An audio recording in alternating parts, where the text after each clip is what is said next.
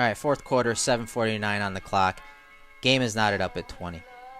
Now they're going to test Edmunds again on a wide zone run. They're going to motion that tight end across the formation, force those linebackers to bump, and you're going to see the run gap integrity tested by Tremaine Edmunds, Matt Milano, and even Jordan Poyer, who's down in the box.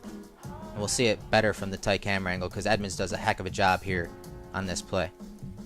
So here comes the tight end, Chris Herndon, across the formation, and you're going to see the defenders bump a gap here. So there's your bump. They're going to just run wide zone out this way right at Edmunds.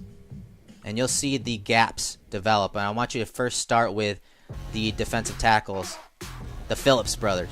So you have Jordan Phillips here as that 3-tech or 4-eye technique. You have Harrison Phillips as a shade nose tackle. And when they read zone blocking, they are doing a gap exchange. So instead of attacking the gap right here in front of them, what they're going to do is attack the backside gap. So you're going to have Phillips attacking this A gap. You're going to have this Phillips over here attacking the backside gap here.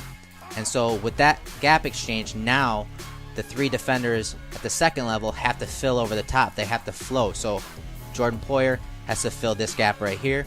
Matt Milano is going to have to fill this gap right here.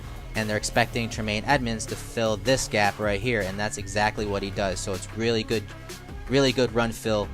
You know, this is not as easy as it looks. On the snap, you're going to have the second level defenders have to read the flow of the play, which is wide zone out to their left, but they have to read the blocking that's in front of them. They have to read the gap exchange of the defensive tackles or defensive linemen or defensive ends on this play, and then fill the proper gaps. So if for some reason Jordan Phillips reads this incorrectly and he shoots inside this B gap, the second level defender has to make up for that, right? So it's not as easy as it looks, but you see a good job of Edmunds as the defensive end takes on that combo block. You see him almost kind of look to his left as, hey, shoot the gap, Edmunds, and he does. He stays tight to that combo block and forces McGuire to cut it back up inside, but he is able to make the tackle. But it all starts up front. You see the gap exchange by the Phillips brothers, and then you see those second level aggressive defenders come downhill to stop the play in the backfield.